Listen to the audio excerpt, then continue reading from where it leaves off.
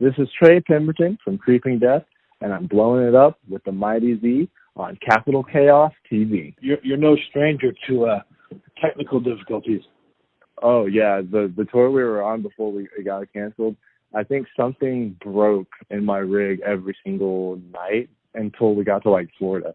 Like, whether it was a cable or, like, maybe I broke, like, a string or something stupid, anything like that.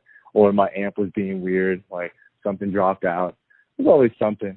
I'm just like, God damn it. It's like, how can I not, how can I finish one set this tour? One. And then I finally got one, and then I didn't have a problem the rest of the run. It was kind of nice. Is there a common technical error, technical difficulty? Or is it just different things all the time? I'm a broke-ass bitch, so it's always my cables. There's always some fucking cable shit that's fucked up in my rig. Like, I'm lazy, and I just throw my cables, especially when I'm on tour, and I'm, like, rushing to try to get off stage because I never want to be that guy who takes forever for the other bands, you know what I'm saying? Right, so it's like, right. I get my shit, like, on and off as fast as I can. But, it's not the best for the cables, just throwing them in your gig bag and then loading out, and then it's all impacted and packed together and all that stuff. When I pulled it out the next day at the next venue, I'm like, oh, probably should have, like, rolled those up before I put them in the van or put them in the trailer. And but, oh, well, it happens. I'll just figure it out. Have you ever tried wireless? No, because those are also very expensive. I mean, I'm saving some money now. Like, obviously nothing is happening, so the only expenses for me are, like, my phone and car note, and then, like, sometimes I'll buy video games and then pot. That's pretty much it. So right. It's like, I'm saving a lot of money. I might save up and buy some new stuff afterwards, but I also might just put it in the bank, just hang on to it. I don't know. Times are wild. I'm getting a little paranoid out here, Have you, it is a weird time that we live in. It's April, what is today's date? April the 10th. It's Good Friday for those that are into that kind of thing. Yeah, I guess it is. And Sunday, the 12th is Easter Sunday. Yeah, and we're like.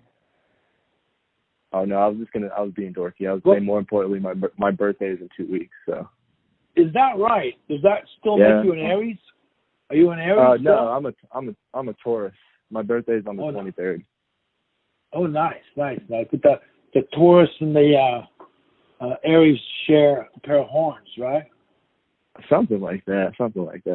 I get along with Aries. A lot of people don't, but I'm a pretty chill dude. I kind of just get along with anyway.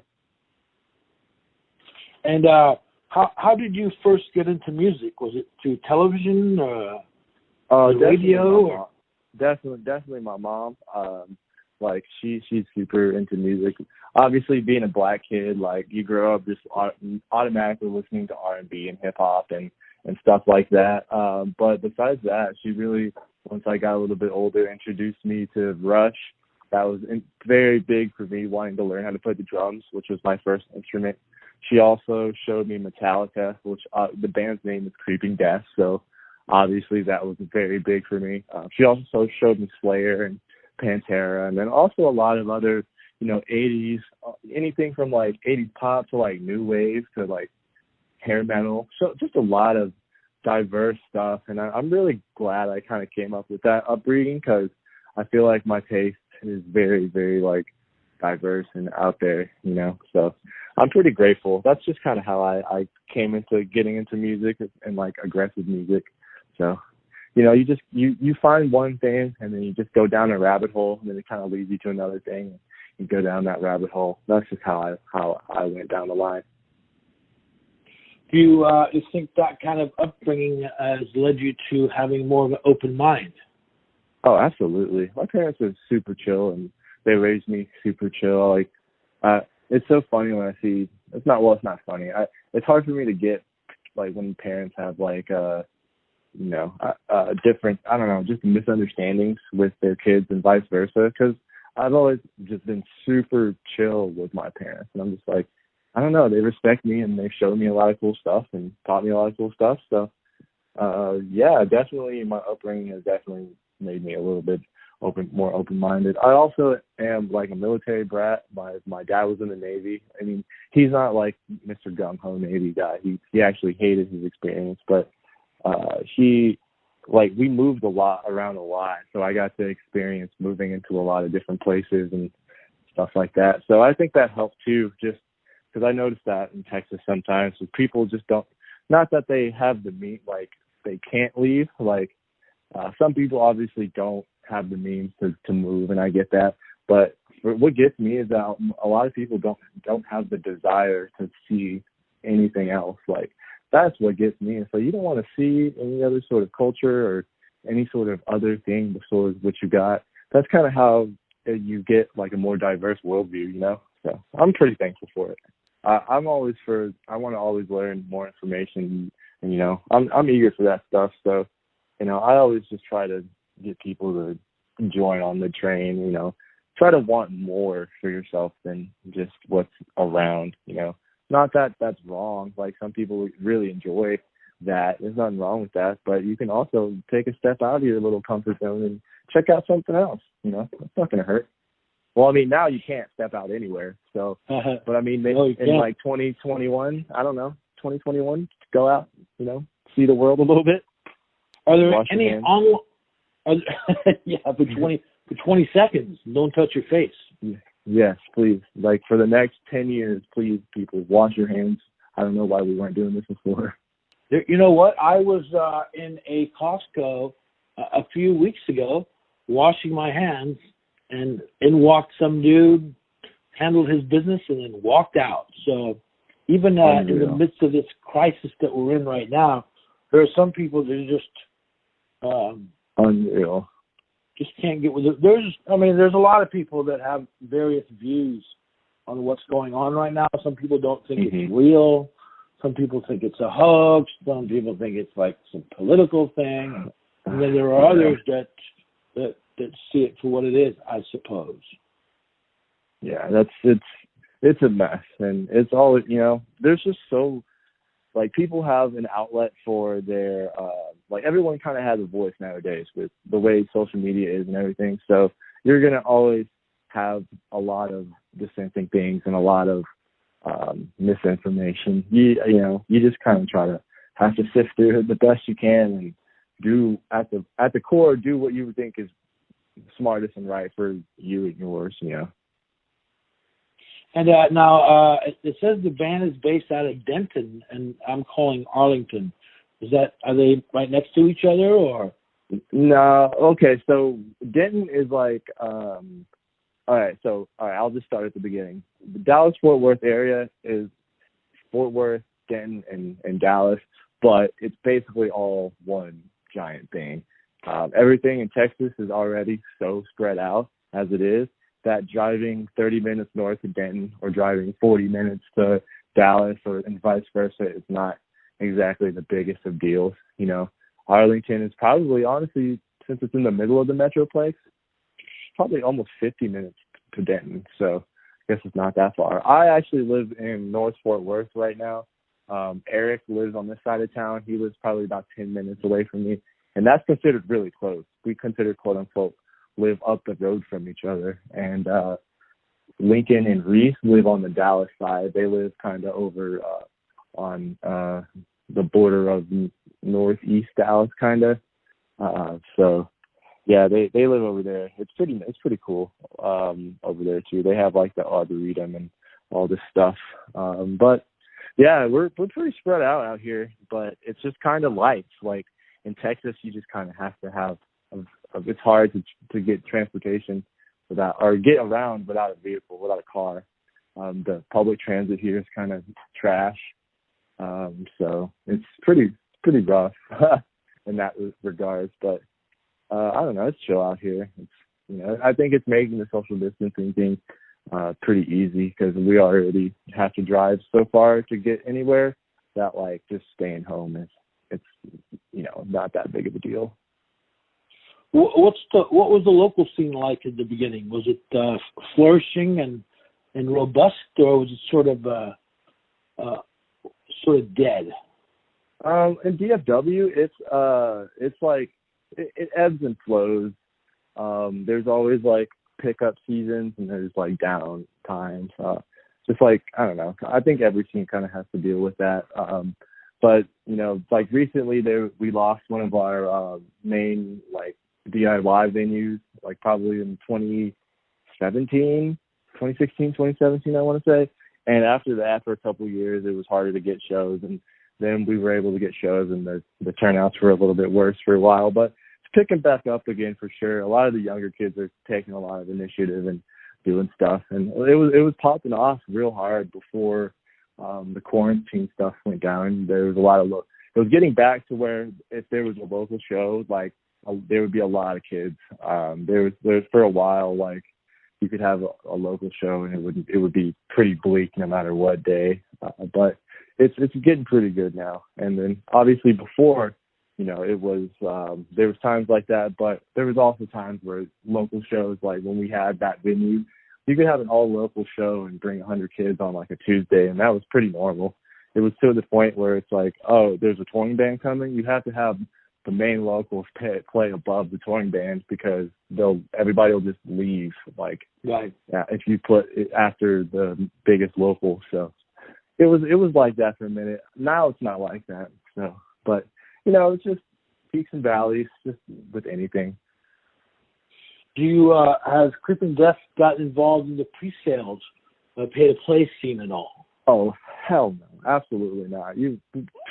No way. None of my bands have ever done that and will ever do that, ever. Even when I was a little teenager, I was like, no, never. Like, I would see my friends' bands, like, drive around town, like, oh, I got tickets for this. I'm just like, I would just not play the show, dude. Like, it's not worth it. So we just never did that. Luckily, like, in the hardcore scene, like, the actual hardcore scene in Dallas, that was never, ever a thing. It was more like a metalcore thing, but yeah, it's not really. I mean, I guess people still kind of do it, but it's pretty. People know now, like right, people don't right. really fuck with it. So back then it was huge. Like when 2010, 2011, like it was mad big, and I was just like, this is ridiculous. Like, why are you kids wasting their gas money doing this? But I don't know. You never saw any value in it whatsoever. I mean, as an artist, like as a local, I never, like from my perspective at the time as a local kid, I was just like, I'm paying for the gas to drive around and sell these tickets just to not get paid the equal amount of what I did. You know what I'm saying? Like it was never worth it. It was usually just to play the show. Most of those kids never even really got something substantial. I know there was back in the day, my friends would tell me like there was one venue that they would pay like the bands out a lot, but I don't know. That it seems like the pay to play thing didn't really pay a whole lot of locals. So that was the thing. I was just like, well, if I'm not actually getting paid out a whole lot and I'm wasting my own free time and gas money, it's like, what's the point? It's like, it's not that serious to play this show with, verb to noun band. Yeah, it doesn't really do, for the most part, I've never really seen it do much for anyone's career. The idea that you have a resume of bands that you open up for doesn't really get you any closer to it. Nobody cares about that. It's true. How do you feel about chocolate on donuts and fish tacos? Are there any foods that you don't believe belong together? Don't believe belong together. I don't know. I mean, get it how you live. That's kind of how I feel. Personally, there's just foods I think that are gross. Olives are disgusting to me. Anything mixed with olives is gross. I don't know. I'm not a big chocolate guy, period. So chocolate covered anything is not really my way. But yeah, definitely sweet and savory could be good, but not chocolate on fish tacos. I don't know about all that. Now, your debut full length came out in September via E1. Is there a theme that runs throughout the album, or is it more of a collection of songs? There's like kind of a couple of themes. Reese, our vocalist, kind of always comes up with the themes of the albums, the album artwork, ideas, things of that nature, all the lyrics, like stuff like that. And so they told me that their song, like the first song on the album, is really just it's kind of inspired by their favorite game, RuneScape. Just like basically like doing a raid in that video game is basically what the song is. And then there's other songs. Reese touches on like, mental health and stuff like that, like anxiety, and also some political stuff. There's like stuff like that sprinkled in. So it's a little bit of here and there. Like it's not all one thing, but it's a lot of topics, and it's not just like hacking people to death. Like it talks about that, but it's usually like a metaphor for something else. And you worked with a German producer. Is it Daniel Schmuck? Oh no, he's not name? German. His last name is Schmuck. He's a homie. He lives actually maybe 10-15 minutes up the road from me and Eric too. So he lives around here. He's a local producer. I actually play in another band with him called End Times. He plays guitar and I play bass. So we've known each other for a minute. Again, like also through the hardcore scene. Like we all know each other through that. He's always been a really good producer. He's produced stuff for the Power Trip before. He's recorded some stuff. It's not like the full things, but like things like guitar solos, vocal tracks, things of that nature. So he's helped out with that. He's really good. I love the job he did. He's the homie for sure. So we're really happy the way it sounds. I think it sounds super sick. And then Arthur Rizek mixed and mastered it, and he's like the audio master. So he's always going to throw in a good mix. So it just sounds way huge, and we're all really stoked about how it came out. It's a great album. I listened to it today, and I really like. I think it's consumed, and looking through flesh. But the whole album is just really good. Do you? Thank you. You listen to your album much? I mean, when we're on tour, like we're kind of forced to because we're just playing the variation of those songs every night. But when I'm at home, not really. Like I listen to it when we like record it, and then when we get the mixes back, and then like before it's out, like I'll listen to it like a lot on like Dropbox and stuff, and then it'll come out and I'll listen to it a bunch like a week, and then I just won't because I know I'm just going to be playing those songs over and over. It's not like I'm not going to be hearing them. Do your favorites on the album change from day to day, week to week? Is there a particular favorite at the moment that you're really quite proud of? I mean, we all like all of the songs. Like that's the cool thing about it is that we all legitimately enjoy all the songs. So we all don't mind. That's what it's so cool. We switch up the set list like almost every other day just because we don't want to get bored of it. And also because we all have different favorite songs that we all want to play occasionally. So we all just switch it up for each other, and it keeps it fresh, and it's pretty cool. And I like that we're able to do that because we do legitimately like, all the songs. My favorite is Bloodlust Contamination, only because it's like fast. It's like it's got the heavy part, but I don't know the beginning where you can just tremolo pick really fast. And also you can jam out really hard in that song. I like to headbang and jam, so it allows me to do that. So that's why that one is my favorite. And is it Adam Burke did the cover art? Is that right? Yeah, he's sick. He's done stuff for I Am. He's also done stuff for Gate Creeper. He did Sonoran Deprivation. He's done stuff for other bands too. I probably have to look it up on his Instagram, but yeah, he's been around. He's got some sick artwork out there.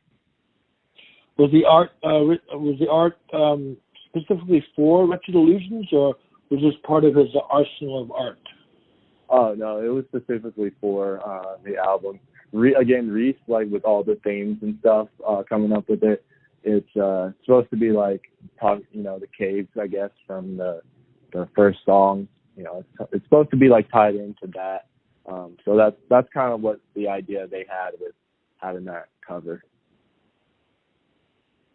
Do you ever go onto any metal news sites and argue metal with strangers? No, literally never. I honestly don't ever read comments. I don't look at underneath like viral tweets. Well, I'll look at underneath viral tweets for like memes and stuff, because sometimes there'll be some funny memes. But I don't really care for all that.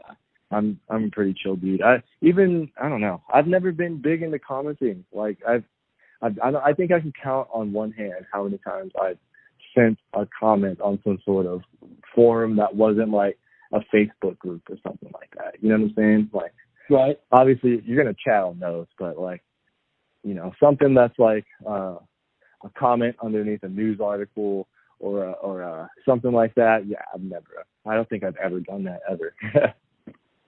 Yeah, some people, it's different strokes, different folks for sure. Yeah, for sure. Some people just like discourse, and that's completely fine. For sure, different strokes for different folks. But for me, I'm just like, I'm cool. Is some of your hair extensions? No, it's all mine. I haven't had a haircut since I was 6 years old. Have you ever had any fro like? I would imagine you have fro abilities, right? No. So dreadlocks, the way it works is like your hair literally like locks like this. So the only way to like actually to get rid of it after a certain point is to like cut it. So when I first like was growing out my hair, I could have gotten an afro, but I really just kind of wore it in braids to grow it out like longer and longer, and then finally it was just long enough when we got it twisted, and we've been getting it twisted ever since the year 2000. Yeah, so. And cornrows was never part of your hair. Yeah, absolutely. Like at the very, very beginning, definitely used that to grow my hair out long enough so I could get dreads. I see. This is very interesting stuff to me. I'm a bald white guy. I've always been fascinated by black people's hair. How hard is it to remain positive in this current environment? And have you friends that have been possibly contracted the virus? I have a distant relative that has contracted the virus. I'm not really sure where they are with their health at the moment. Has it impacted you in that particular sense? Well, first and foremost, I hope your family member, recovers soon and gets well very quickly. So, I hope that happens very soon. For me personally, I am truly blessed to not have anyone really close to me contract any sort of thing that I know of. Right now, my family is all healthy. They said they were all sick before I got home from tour, before tour was canceled. So I don't know. Maybe they could have gotten it, but they're all good now. All my friends seem to be good and healthy. We're all just struggling. There's all outside influences, bills, and some people, a lot of my friends have been laid off and stuff like that. And I have a lot of friends who work in grocery stores and stuff like that. And they're essential workers, like out where people are still like having to congregate and stuff. So it's definitely still stressful, and I still feel for a lot of people, but I do recognize that I'm pretty privileged and not have been affected nearly as hard by this virus as some others. You were recently, your most recent tour was with the Acacia Strain rotting out. Is that right? Yeah. I love those dudes. And you also did a tour with High on Fire and Power Trip, right? Yep. Also love those dudes. That was an incredibly fun time. What have been some of your most memorable experiences on the road on those last two tours? Oh, okay. So this could be a different answer for each tour. So on the Acacia Strain tour in North Carolina, the whole venue got maced, dude. There was a fight that broke out, and I guess someone's girlfriend sprayed a bunch of mace, and then it got into the ventilation system and obviously just got everywhere. They cleared out like the venue. It was a mess. Like, it was people outside the venue coughing, pouring water on their eyes, just like freaking out. And then during this whole thing, we were like, oh shit, we got to get our gear out of there. Like, our gear's just like sitting in there, and everyone's just like milling around and like standing by it, and like, all right, we got to get all this stuff out of here. So we had to sprint in there while the whole venue was like pepper sprayed still and not aired out. And we're trying to get everything out and just like dying and coughing and eyes watering. And it was probably one of the most memorable show experiences I think I've ever had in my entire life. And let's see, on the Power Trip tour, memorable thing, we got trapped in Wyoming.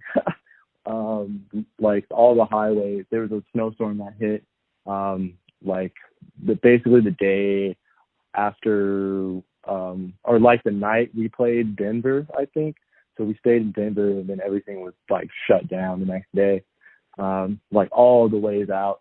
So we had to wait another day, and they're like, okay, we can still kind of make it. So we go up into Wyoming trying to like make the next day, which was, I think, we had to drop the Salt Lake City day. So we were trying to get to Seattle, and we got to the middle of Wyoming, and the sun went down. The roads immediately froze, like within, it felt like minutes. Then it got really sketchy, and then we basically had to find the next closest city, which happened to be Casper, and we were just stuck there in the snow. And we stayed at some motel, and we found this random Cajun restaurant, and met up with Devil Master there, who also got stuck. And we just got really drunk at this Cajun restaurant in the middle of Casper, Wyoming. And it was like -2 degrees or something like that. And there's a bunch of snow on the ground. And we walked from our Motel 6 to the place, and it was fun. It was just a good memory. It sounds miserable, but like, I remember it fondly. Like, I remember being scared, but I also remember it very fondly, for sure. And this last tour that you were on with the Acacia Strain and Rotting Out, obviously the pandemic hit while you were on tour. Was it like a gradual sort of cancellation, or did so for us, no. We were actually, again, we're very, very lucky in the fact that the last couple of days were in Texas. So the last date that was actually normal was in Austin, and then we were going to take a week off and then meet up with them in Salt Lake City on the next Friday. But obviously none of that happened in that span. So we were already home. For everyone else, everything kind of slowly got canceled. Like, at first it was like, okay, capacity of 50, 100. Okay, capacity of 50. Like, okay, now we can't do it. Okay, all right, we're going to have small shows here, getting them back. And then after a while, I thought it was just like, no, everything is done. We're just having to drive straight back 70 hours to the East Coast. I know Nashville is far as hell from California, and I know the Acacia Strain, they live in a bunch of different places between the Midwest and the East Coast. So I'm sure they had a hard time getting home. It was probably a pretty big struggle because, all the other bands were pretty far away, like Heat Chamber, again, from Nashville, and then Fuming Mouth from Boston. And they had our drummer because he was supposed to be filling in for them, and they weren't going to drop off the tour for that week. So they actually played, I think what turned out one of the last metal shows in Texas, period, in Odessa, the day after our Austin show.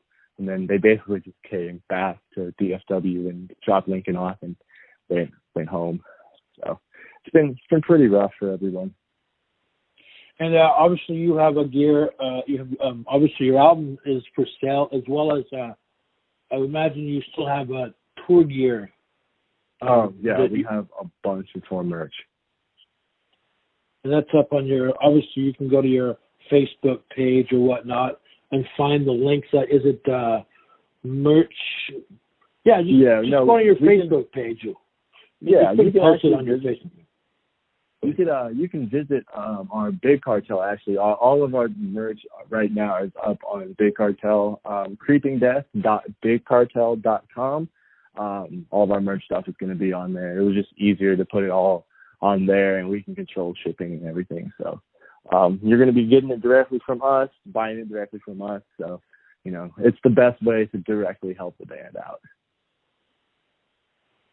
Cool. Well, thank you for your time. Do you have any final thoughts you would like to share, words of wisdom, or most importantly, any dirty jokes? No dirty jokes. Actually, clean jokes. Please stay inside. Wash your hands. Take care of each other. Don't hoard stuff. We're all in this together. It sucks for everyone. It sucks for everyone right now. So let's try to be thoughtful, and let's try to weather the storm. The longer we stay inside right now, the better it will be later, and the sooner we can get back to at least kind of normal. I don't know if we can get back to normal, but we'll get back to something where we can actually socialize again. So